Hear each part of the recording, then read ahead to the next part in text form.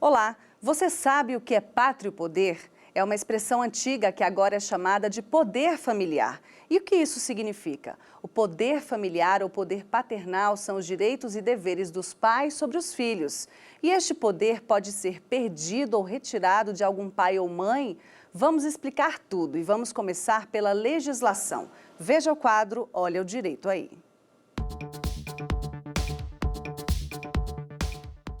O poder familiar está relacionado ao dever dos pais de sustento, guarda e educação dos filhos menores. É o conjunto de direitos e deveres atribuídos aos pais em relação à pessoa e aos bens dos filhos, menores de 18 anos.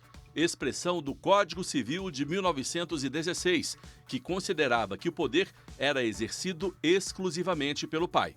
Agora, em 2018, a Lei 13.715, sancionada pelo ministro Dias Toffoli, na ocasião presidente em exercício, altera o Código Civil e acrescenta novas hipóteses para a perda da guarda dos filhos, além de mudar dispositivos do Código Penal e do Estatuto da Criança e do Adolescente.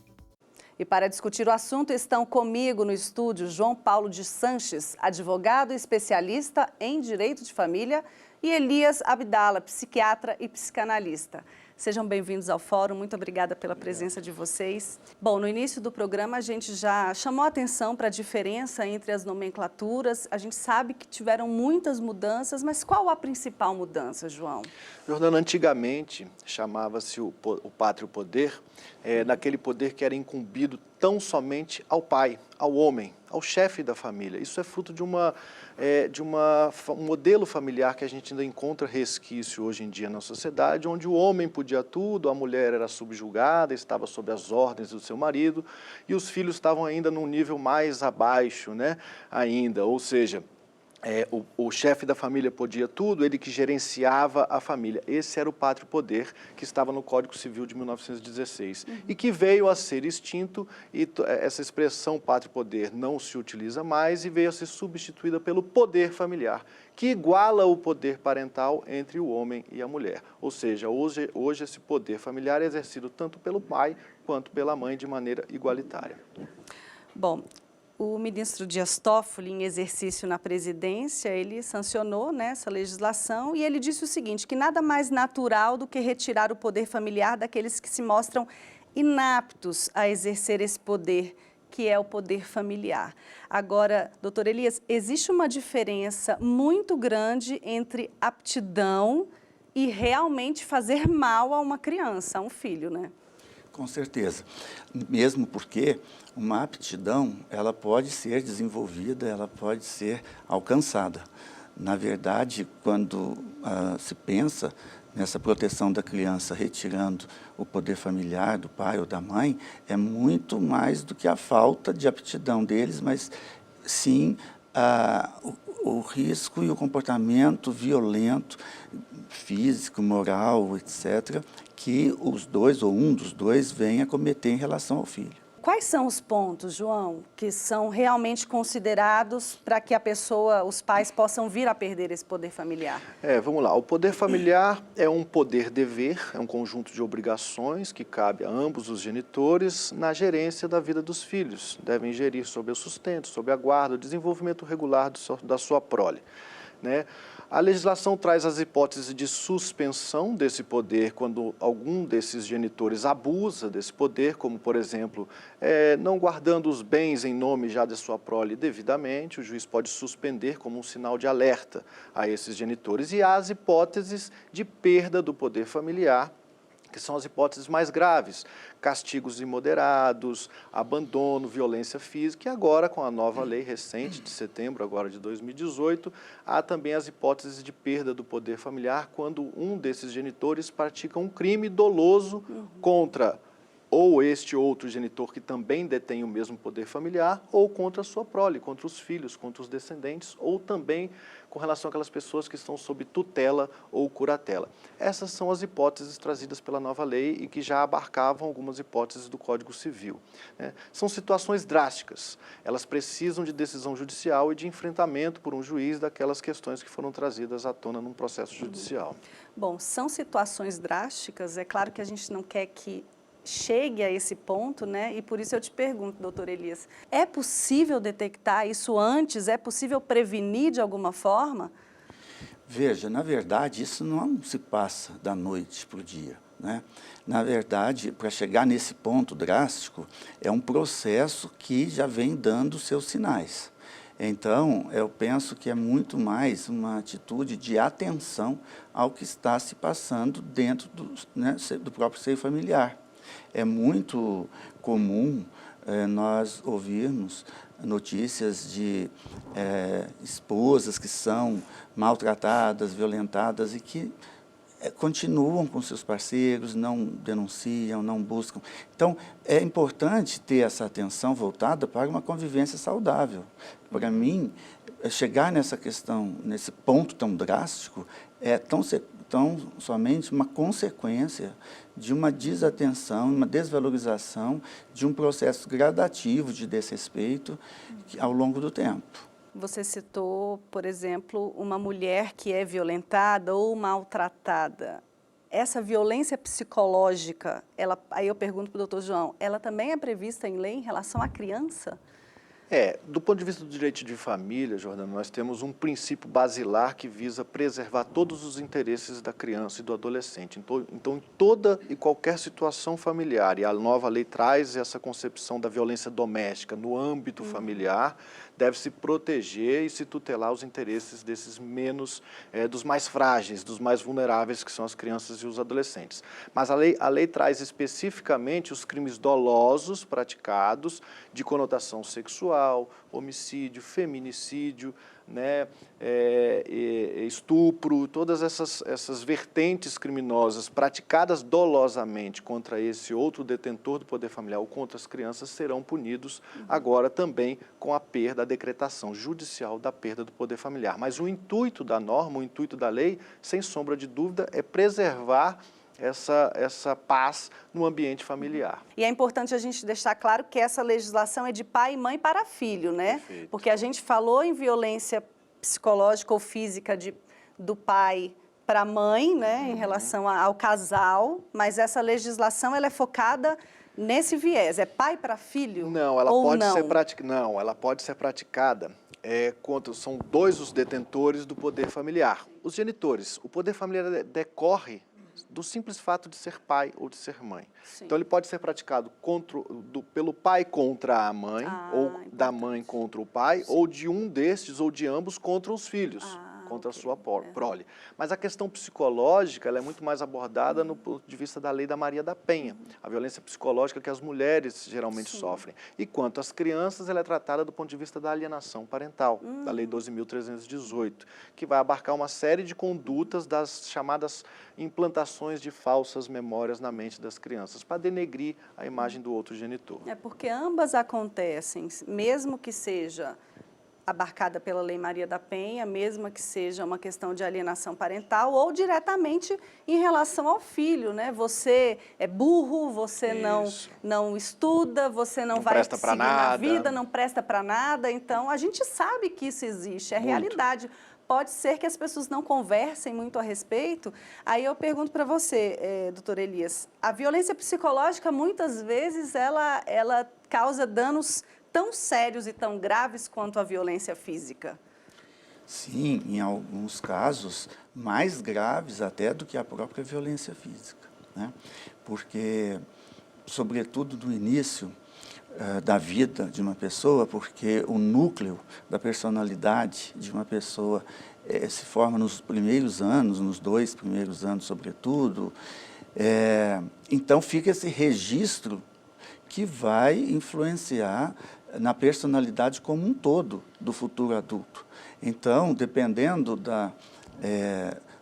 que tipo de agressão física ou psicológica, a psicológica ela pode não só ser tão grave quanto ou até mais grave do que a física. A gente está falando de poder familiar. Poder familiar é diferente de guarda? Perfeito, Jordana. É ótimo fazer esse esclarecimento, porque a guarda é uma das formas pelas quais você pode exercer o seu poder familiar.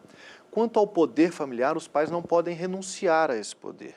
Eles não podem se afastar desse poder. Nasceu o seu filho, você está obrigada pela legislação a exercer esse poder familiar, que significa garantir a criação e o sustento e desenvolvimento regular do seu filho. A guarda não, a guarda você pode abrir mão da guarda. A guarda é o poder de decisão sobre o seu filho. Então, se eu fui casado com uma pessoa, tivemos um filho e nós nos separamos, eu posso querer não exercer essa guarda, que é estar ali no dia a dia acompanhando a rotina do meu filho, mas isso não me afasta do poder familiar, da obrigação que eu tenho de transferir a essa criança valores, de prestar subsistência material, inclusive, e valores morais também. Eu peço licença aos dois, daqui a pouco a gente continua essa conversa e tira mais dúvidas, porque agora a gente parte para um breve intervalo. A gente volta já já, não saia daí.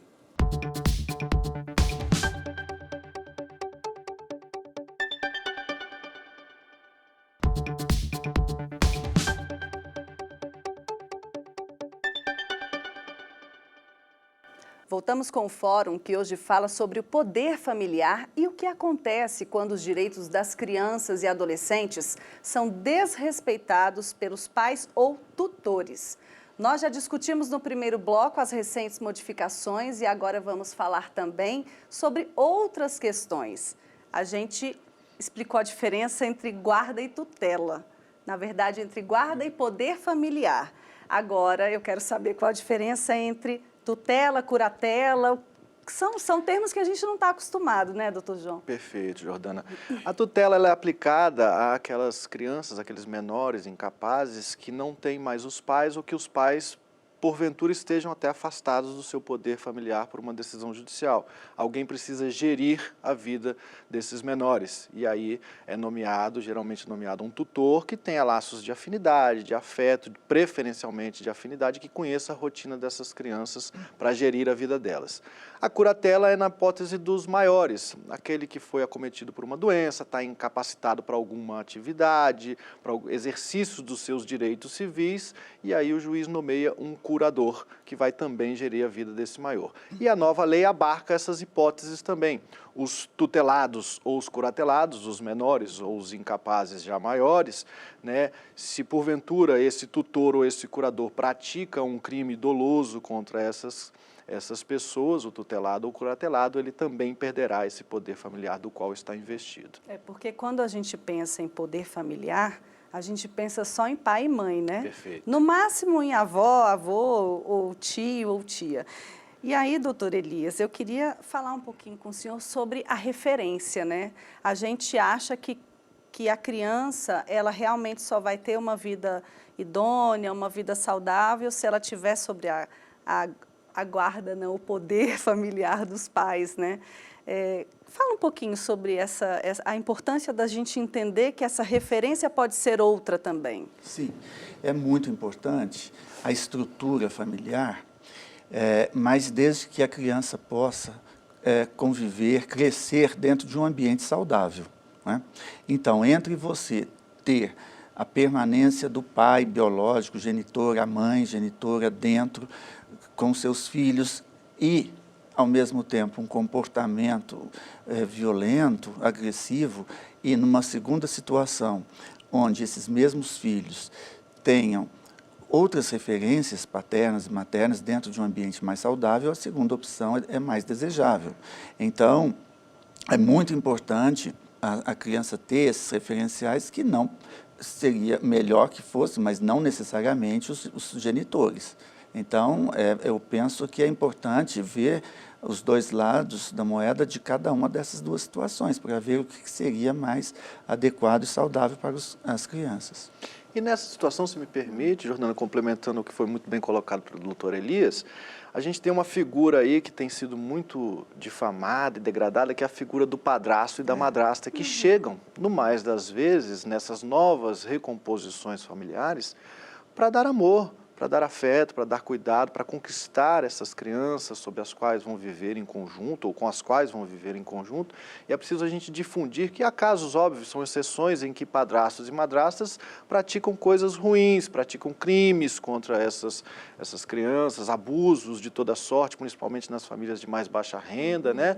Com menos acesso à informação e infraestrutura, mas é preciso a gente privilegiar esses contatos, né? E difundir que, no mais das vezes, essas pessoas chegam para somar e acabar com esse estigma de que madrasto vai fazer mal, de padrasto vai fazer mal, e acabar com essa violência, esse litígio que acontece com a chegada de um novo possível condutor da educação dessas crianças, com um vínculo socioafetivo que se cria nessas novas formatações familiares. E muitas vezes a madrasta que está na cabeça da criança, às vezes nem é a pessoa real, mas a madrasta que a mãe colocou na cabeça da criança, Perfeito, né? E aí provocando discórdia.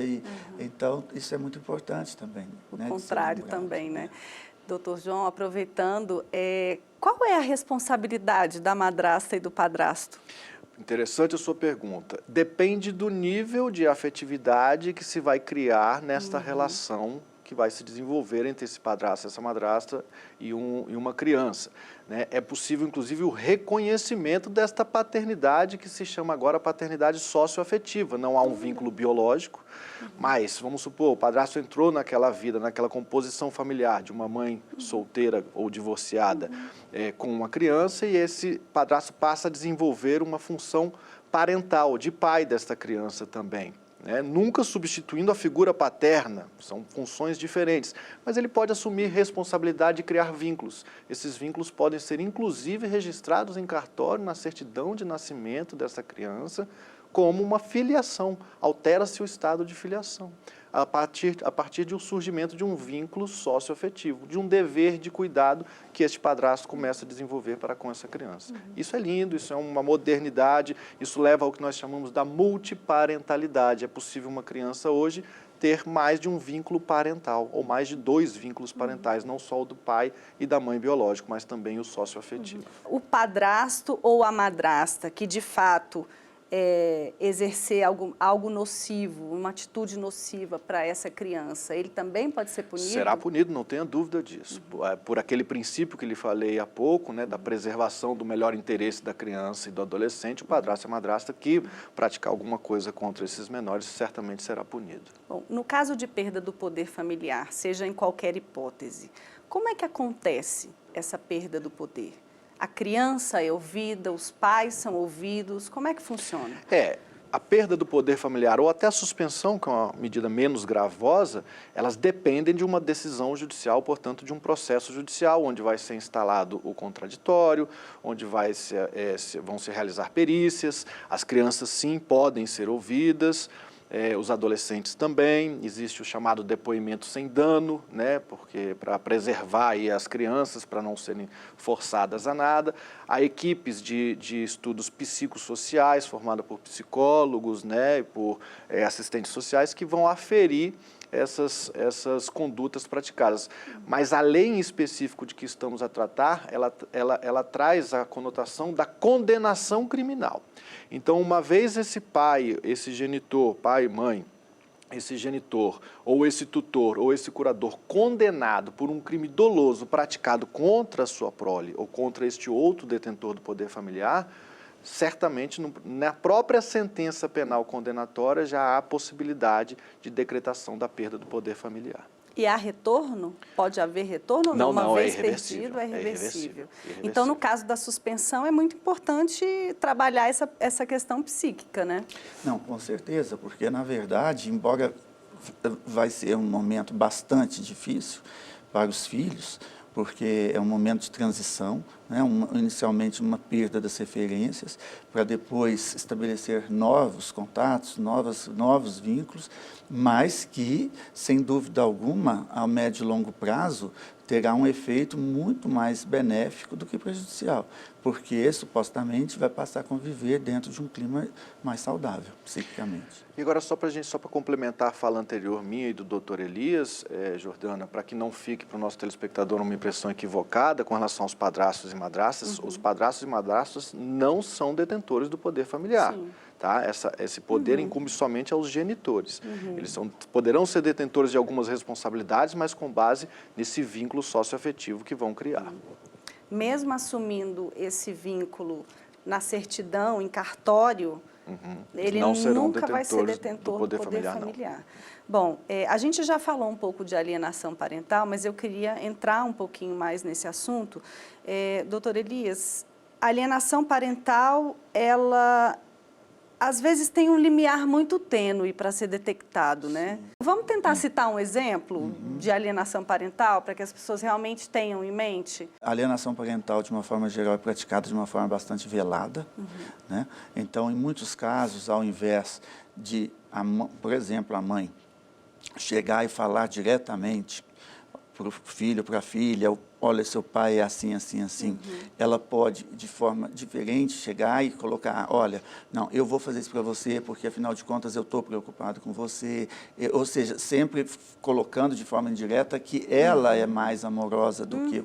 Né? Ou então, diante de uma necessidade não atendida, ela, de uma forma indireta e discreta, colocar, né? Como seu pai saiu de casa, não pôde, agora não pode mais fazer isso. Então, é difícil porque, na verdade, até a pessoa que disse, no caso da mãe, pode alegar, não foi isso que eu quis dizer, porque é colocado de uma forma indireta, é colocado em forma jocosa, é colocado de uma forma indireta. Mas isso é altamente lesivo para a criança, porque a criança, com a separação, ela já sofre com a própria separação, porque ela quer agradar pai e mãe, não quer privilegiar o pai para não magoar a mãe e vice-versa. E esse tipo de